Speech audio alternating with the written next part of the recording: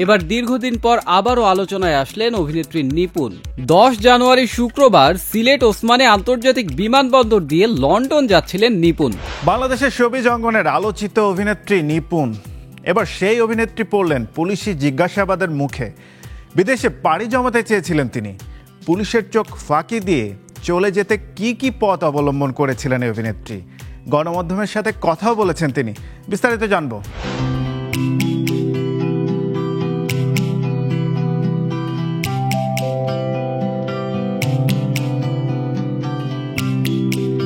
বাংলাদেশের শোবিজ অঙ্গনের আলোচিত নায়িকা নিপুণ আক্তার সিনেমায় অভিনয়ের মাধ্যমে আলোচনায় আসতে না পারলেও শিল্পী সমিতির নির্বাচন নিয়ে হয়েছিলেন আলোচিত।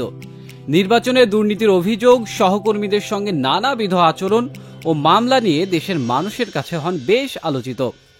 এই অভিনেত্রী শুধু চলচ্চিত্র জগৎ নয়, রাজনীতির মাঠেও থেকেছেন উপস্থিত। বিগত সরকারের আমলে বেশ কয়েকবার তাকে আওয়ামী লীগের বিভিন্ন দলীয় অনুষ্ঠানে সক্রিয় থাকতে দেখা যেত। আওয়ামী লীগ সরকারের আমলে আলোচনায় থাকলেও খানিকটা নীরবতা পালন শুরু করেন এই অভিনেত্রী। এই নীরবতা পালন অবশ্য শুরু হয় 5 আগস্ট আওয়ামী লীগ সরকারের পতনের পর।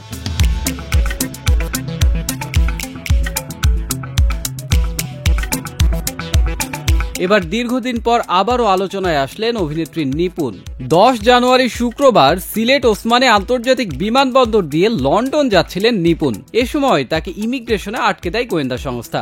বিভিন্ন সংবাদ মাধ্যমের তথ্য মতে দেশের একটি গোয়েন্দা সংস্থার আপত্তি থাকার কারণে নিপুণকে ইমিগ্রেশনে আটকে দেওয়া হয় এবং জিজ্ঞাসাবাদের মুখোমুখি করা হয়।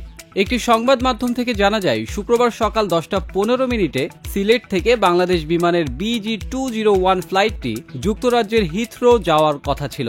ওই বিমানের যাত্রী ছিলেন চিত্রনায়িকা নিপুণ।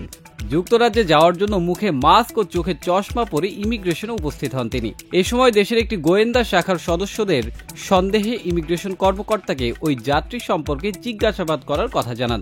তবে চিত্রনায়িকা নিপুণ আক্তারের পাসপোর্টে তার নাম নাসরিন আক্তার উল্লেখ করা ছিল। তিনি চিত্রনায়িকা নিপুণ আক্তার কিনা জানতে চাইলে নিশ্চুপ থাকেন তিনি। পরে গোয়েন্দা সংস্থার আপত্তিতে ইমিগ্রেশন কর্তৃপক্ষ তার যাত্রা বাতিল করে। ইমিগ্রেশন পুলিশের কাছে হস্তান্তর করা হয় তাকে।